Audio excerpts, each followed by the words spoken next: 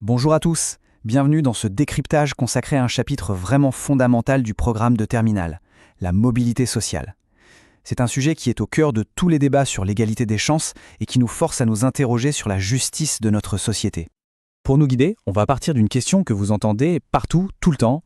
L'ascenseur social est-il en panne? Autrement dit, est-ce que c'est devenu plus difficile aujourd'hui qu'hier de s'élever dans la société par rapport à ses parents?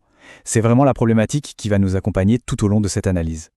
Et cette question, ce n'est pas juste un truc de sociologue, c'est un vrai enjeu de société, un sujet de débat public permanent. Si on arrive à comprendre les mécanismes de la mobilité sociale, on se donne les clés pour analyser le monde qui nous entoure et cet idéal de méritocratie sur lequel il est censé reposer. Alors, pour aller au-delà des impressions, des on dit que, les sociologues ont développé des outils très précis pour mesurer ce qu'on pourrait appeler le destin social. Comment on passe du débat un peu flou à la mesure scientifique, c'est ce qu'on va voir tout de suite.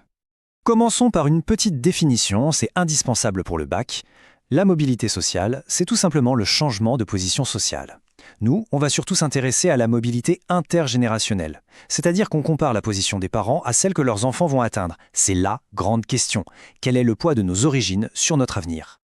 Et voici l'outil statistique numéro 1, un grand classique du bac, la table de mobilité. Et plus précisément ici, la table de destinée. Elle répond à une question simple. Que deviennent les enfants en fonction du métier de leur père? En ligne, on lit le point de départ, l'origine sociale, et en colonne, le point d'arrivée, la fameuse destinée. Bon, comment on lit ce tableau intelligemment? Le tout premier réflexe, c'est de regarder la diagonale. Elle mesure ce qu'on appelle l'immobilité sociale ou la reproduction sociale. Par exemple, ici, on voit que 31,3% des fils de cadres deviennent eux-mêmes cadres. C'est le chiffre le plus élevé de la diagonale, ce qui nous montre qu'il y a une forte transmission des positions sociales tout en haut de l'échelle. Mais attention, la société n'est pas protéiquement figée, heureusement. Pour voir la mobilité, il faut regarder les cases qui sont en dehors de la diagonale. Regardez, si on prend la ligne ouvrier, on voit que 9,7% des fils d'ouvriers sont devenus cadres. Ça, c'est ce qu'on appelle une trajectoire de mobilité ascendante. Elle existe, même si on voit bien qu'elle est beaucoup moins fréquente que la reproduction sociale.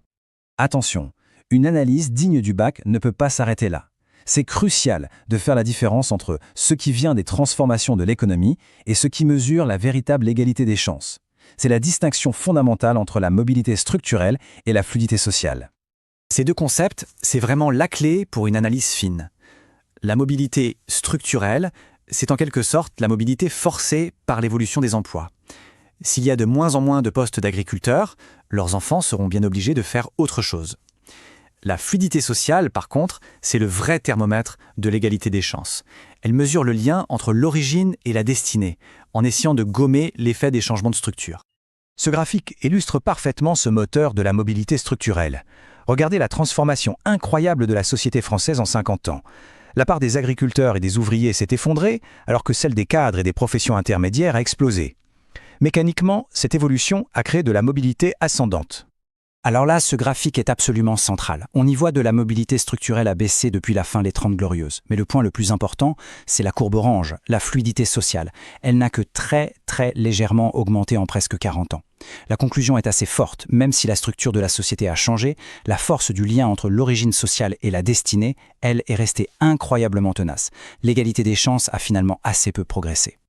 Alors, qu'est-ce qui explique à la fois la mobilité qu'on observe et cette persistance des inégalités? Le facteur auquel on pense tout de suite, et à juste titre, c'est bien sûr l'école.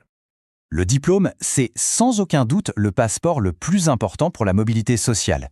Mais son obtention, elle, n'est pas du tout indépendante de l'origine sociale. La réussite scolaire est très liée aux ressources de la famille, le capital économique bien sûr, l'argent, mais aussi le capital culturel, c'est-à-dire les savoirs, les diplômes des parents, et le capital social, le réseau de relations. Ce document illustre ce double effet de manière saisissante. Un diplômé du supérieur dont le père est cadre a 88% de chances de le devenir à son tour. Pour le même diplôme, un enfant d'ouvrier voit cette probabilité tomber à 66%. Le message est très clair. Le diplôme est un levier de mobilité hyper puissant, mais à diplôme égal, l'origine sociale continue de peser très lourd.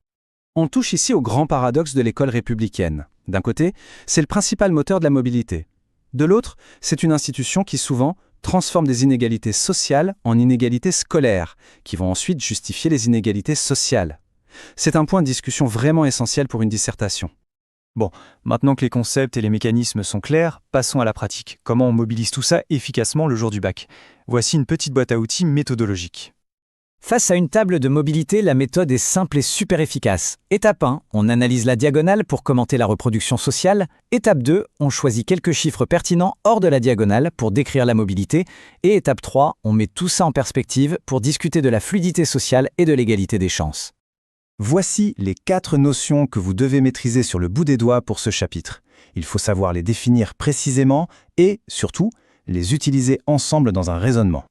Mobilité intergénérationnelle, reproduction sociale, mobilité structurelle et fluidité sociale. C'est la base de toute bonne copie. Pour conclure, ce schéma de synthèse récapitule la logique de notre analyse. D'un côté, comment on mesure la mobilité, de l'autre, ses principaux facteurs, comme la structure des emplois, l'école ou la famille. C'est une excellente base pour construire vos propres fiches de révision. On termine avec une question d'ouverture, histoire de nourrir votre réflexion. Est-ce qu'une société peut vraiment atteindre une fluidité sociale parfaite où l'origine n'aurait plus aucun impact sur la destinée? Ou bien est-ce que cet idéal, même s'il est inatteignable, est un horizon indispensable pour nous pousser à construire une société toujours plus juste? Voilà une problématique parfaite pour une conclusion de dissertation. Bonne révision à tous.